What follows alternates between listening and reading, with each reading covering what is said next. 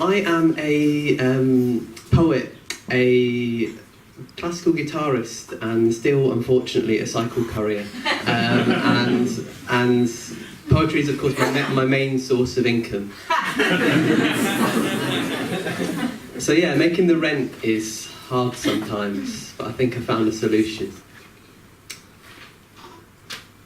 Dear Paul, I know that you're really busy bestowing your saintliness upon us pious millions, and I know that that's probably a tough gig. I know that you guys aren't in it for the money, generally, but it's the end of the month, and my bank account's looking kinda grim. And Paul, I would have asked Jesus, but John said that you guys are bigger than him.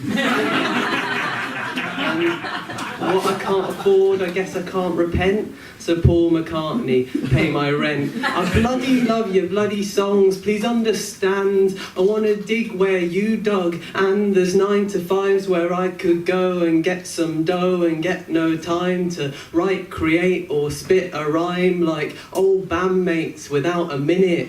But your message, it's so timeless, innit?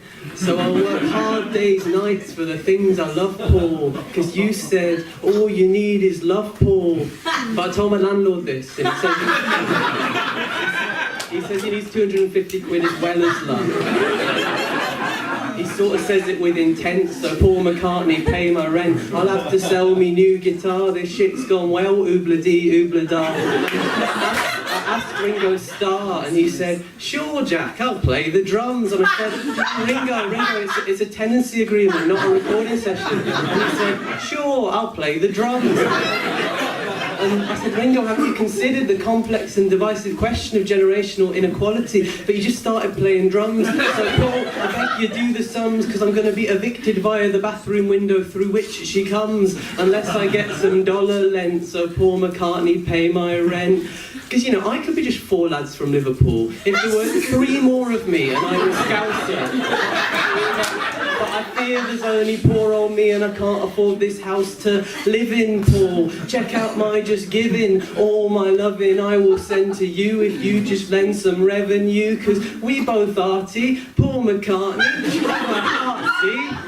Welcome cash or check or wire, you can mull it over on Kintyre. I'm beholden to your golden slumbers. You know my name, please look up my account number. I don't want to get a tie-dye tent, so Paul McCartney, pay my rent.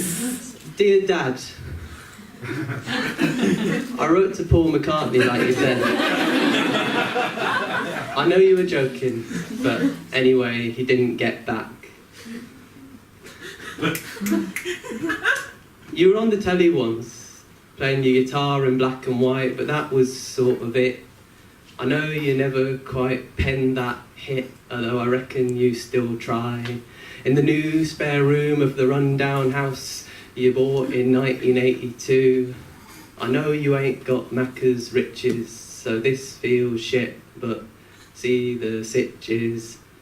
Pay my rent, Dad. Pay my rent.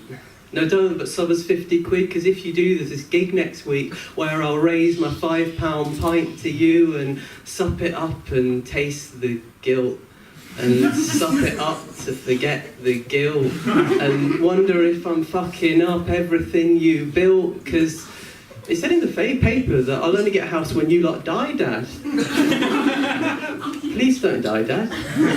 That'll make me cry. Like, sometimes I cry when I can't quite make the rent. Like, sometimes I cry when I have to ask you about the rent. Like, sometimes I cry.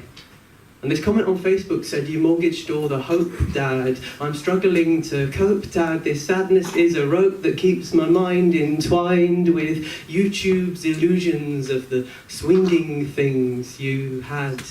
And this comment on Facebook said, you mortgaged all the hope, Dad, and I never want to put that on you, but at the end of each month, I start to wonder how much the deposit was, or indeed, who. But I promise that this is the last time. I won't ever ask for more, because I really still want you, but I'm afraid that I need you. Now you're 60. But